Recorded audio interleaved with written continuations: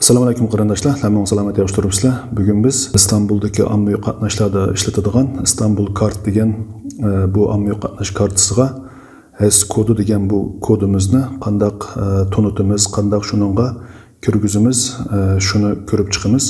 Ko'pinchalarga ma'lum bo'lgandek, 2021-yili 1-oyning 15-kunidan boshlab bu ommaviy qatnash kartasiga Istanbuldagi HES kodini tunutish sharti qo'shilgan bo'ldi. Buni qilmaganda Istanbul kartimizning avtobus yoki metro degandek ommaviy qatnash qurollarida ishlamaydiganligi bildirildi. Biz hozir Istanbul kartga shu HES kodini qanday tunutiganligini ko'rib chiqamiz. Intayin oddiy.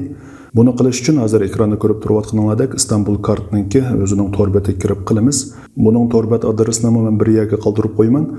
Kompyuter yoki telefondan shunday kirib qilsak bo'ladi. Intayin oddiy.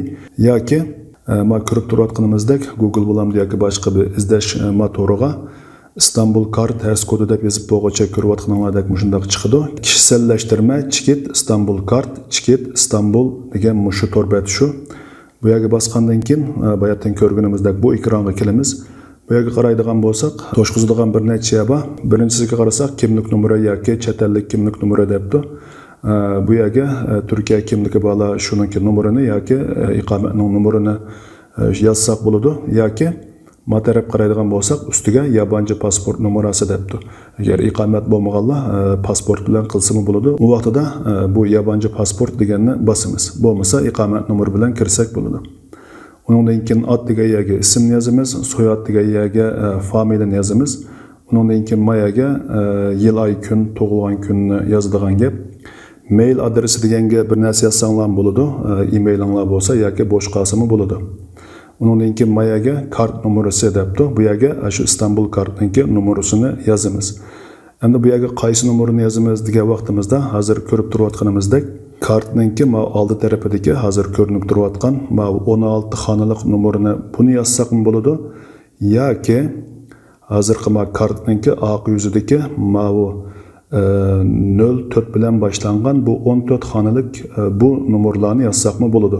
Agar mayada deyilgandek, ekranda deyilgandek, nomerlar vakilligi karta qo'nirab o'chirilib ketgan bo'lsa, o'qiyolmagan bo'lsanglar, pul qochilgan vaqtida avtomatik pul qochilaydigan mashindan shuningda pul qochilangan qog'ozda shu kartning nomeri yoziladi, shuni to'shqazsanglarmi bo'ladi.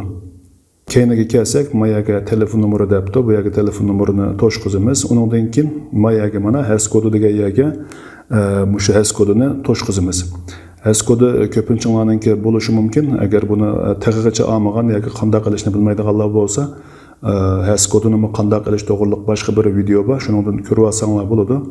Bu yerga bu HES kodini yozamiz. Undan keyin astiga mayadagi doğrulama kodini giriniz degan yerga mishada nima chiqqan bo'lsa ustidagi hozir bizga nima chiqibdi 6985 undan keyin cho'ng harf qilib FE debdi. Mushu bo'yicha bu yerni to'shqizamiz. Undan keyin mayada 3 tane katakchi bor, bularni bosamiz va bu chiqqan narsalarni o'qidim deymiz. Masalan, birinchisiga, ikkinchisiga onaylıyorum, uchinchisiga onaylıyorum degandan keyin qaydat deganni bossak, biz g'albilik bir shaklda HES kodimizni Istanbul kartiga tanutgan bo'lamiz. Hozir bosdim mana, ammo ustidagi yerlarni to'shqazmaganligim uchun bu yerlarni qayta to'shqizing deb chiqdi. Shuning bilan biz HES kodimizni tanutgan bo'lamiz. Shunchalik oddiy. Mushu bo'yicha foydalanib qolsanglar bo'ladi. Yana bir qatim ko'rishgacha salomat bo'linglar. Allohga emanet.